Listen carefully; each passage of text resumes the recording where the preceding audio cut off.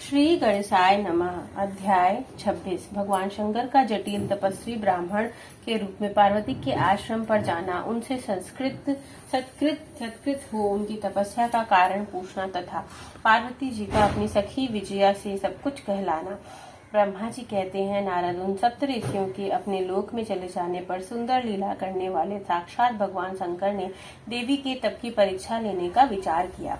वे मन ही मन पार्वती से बहुत संतुष्ट थे। परीक्षा के ही बहाने पार्वती जी को देखने के लिए जटाधारी तपस्वी का रूप धारण करके भगवान शंभु उनके वन में गए।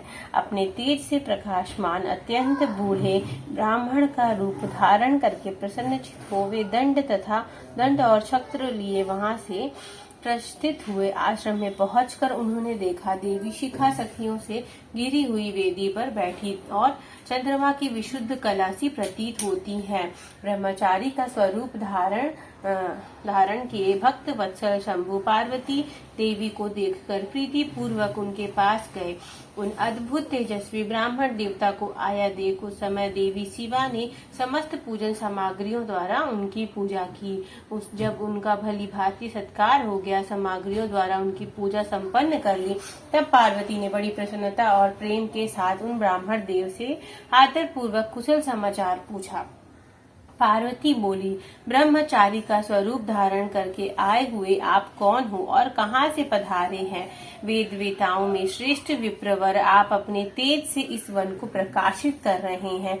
मैंने जो कुछ पूछा है उसे बतलाइए। ब्राह्मण ने कहा, मैं इच्छा अनुसार विचरने वाला वृद्ध ब्राह्मण हूँ, पवित्र बुद्धि, तपस्वी, दूसरों को सुख देने वाला और परोपकारी हूँ, इसमें संशय नहीं है। तुम कौन हो? किसकी पुत्री हो? इस निर्जन वन में किस लिए ऐसी तपस्या कर रही हो जो पंच के बल पर खड़े हो तप करने वाले मुनियों के लिए भी दुर्लभ है? तुम ना बालिका हो ना वृद्धा हो, सुंदरी तरुणी जान पड़ती हो, फिर किस लिए पति के बिना इस वन में आकर कठोर तपस्या करती हो? भद्रे, क्या तुम किसी तपस्वी की सहचारिणी तपस्विनी हो? देवी, क्या वह तपस्वी तुम्हारा पालन पोषण नहीं करता जो तुम्हें छोड़कर अन्यत्र चला गया? बोलो, तुम किस कुल के में उत्पन्न हुई हो? तुम्हारे पिता कौन है? तुम्हारा नाम क्या है? तुम महासौभाग्य रूपा जान पड़ती हो, तुम्हारा तपस्या में अनुराग व्यर्थ है। क्या तुम वेद माता गायत्री हो, लक्ष्मी हो, अथवा क्या सुंदर रूप वाली सरस्वती हो? इन तीनों में से तुम कौन हो, यह मैं अनुमान से निश्चय नहीं कर पाता। पार्वती बोली, विप्रवर, ना तो मैं वेद माया गायत्री हूँ, ना लक्ष्मी हूँ और ना सरस्वती हूँ। इस समय मैं हिमाचल की पुत्री और मेरा नाम पार्वती है। पूर्व काल में, इससे पहले के जन्म में मैं प्रजापति दक्ष की पुत्री थी। उस समय मेरा नाम सती था। एक दिन पिता ने मेरे पति की निंदा की थी, जिससे कुपित हो मैंने योग के द्वारा शरीर को त्याग दिया था।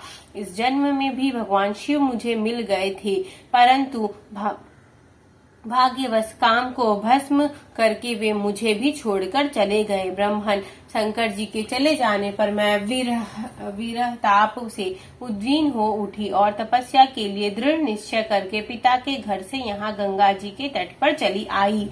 यहाँ दीर्घ काल तक कठोर तपस्या करके भी मैं अपने प्राण वल्लभ को ना पा सकी, इसलिए अग्नि में प्रवेश कर जाना चाहती थी। इतने में ही आपको यहाँ आया देख मैं क्षण भर के लिए ठहर गई।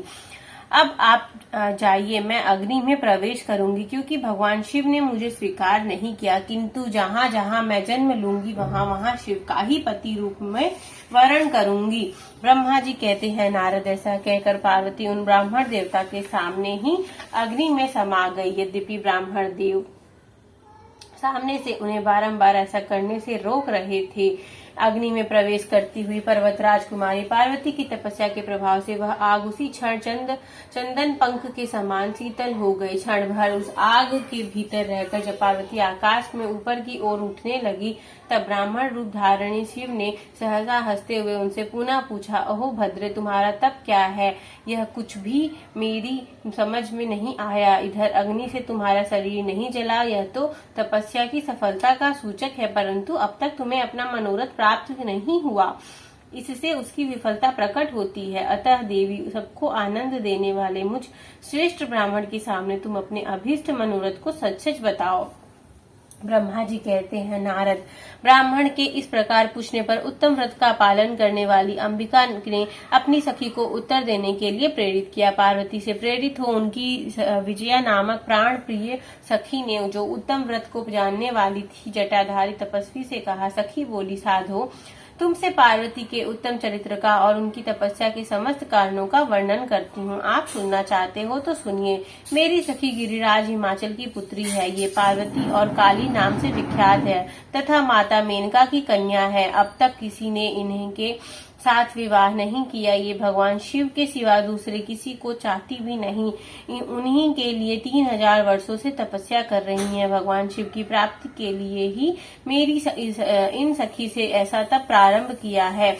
विप्रवर, इसमें जो कारण है उसे मैं बताती हूँ, सुनिए। ये पर्वत राजकुमारी ब्रह्मा, विष्णु तथा इंद्र आदि देवताओं को भी छोड़कर केवल पिनाक पाणी भगवान शंकर को ही पति रूप में प्राप्त करना चाहती हैं और नारद जी के आदेश से यह कठोर तपस्या कर रही हैं। द्विज श्रेष्ठ, आपने जो कुछ पूछा था उसके अनुसार मैंने प्रसन्नता पूर्वक अपनी सखी का मनोरथ बता दिया। अब आप और क्या सुनना चाहते हैं? ब्रह्मा जी कहते हैं, नारद, विजया का यह यथार्थ वचन सुनकर जटाधारी तपस्वी रुद्र हंसते हुए बोले, सखी ने यह जो कुछ कहा उसमें मुझे परिहास का अनुमान होता है। यदि यह सब ठीक हो तो पार्वती देवी अपने मुंह से कहें। जटिल ब्राह्मण के इस प्रकार कहने पर पार्वती देवी ने अपने मुंह से ही यो कहने लगी। इस तरह अध्याय 26 संपूर्ण होता है। हर हर महादेव की जय। ओम जय शिव ओंकारा, प्रभु हर शिव ओंकारा, ब्रह्मा विष्णु सदा शिव अर्धांगी धारा। ओम जय शिव ओंकारा, एकानन चतुरानन पंचानन राजे, हंसासन गरुणासन वृषवाहन साजे। ओम जय शिव ओंकारा, दो भुज चार चतुर्भुज दस भुज अति सोहे, त्रिगुण रूप निरखता त्रिभुवन जन मोहे। ओम जय शिव ओंकारा, अक्षमाला बनमाला रुंडमाला धारी, चंदन मृग मद सोहे भोले शशिधारी। ओम जय शिव ओंकारा, श्वेतांबर पीतांबर बागंबर अंगे, सनकादिक गरुणादिक भूतादिक संगे। ओम जय शिव ओंकारा, कर के मध्य कमंडलु चक्र त्रिशूल धरता, जग करता जग भरता जग पालन करता। ओम जय शिव ओंकारा, ब्रह्मा विष्णु सदा शिव जानत अविवेका, प्रणवाक्षर मध्य ये तीनों एका। ओम जय शिव ओंकारा, काशी में विश्वनाथ विराजत नंदी ब्रह्मचारी, नित उठी भोग लगावत महिमाति भारी। ओम जय शिव ओंकारा, त्रिगुण शिव जी की आरती जो कोई नर गावे, कहत शिवानंद स्वामी मन वांछित फल पावे। ओम जय शिव ओंकारा, कर्पूर गौरम करुणावतारम संसार सारम भुजगेन्द्रहारम सदा वसन्तं हृदयारविन्दे भवं भवानी सहितं नमामि। जय हो महादेव की जय, हर हर महादेव की जय, पार्वती पते की जय, शिव शंभू।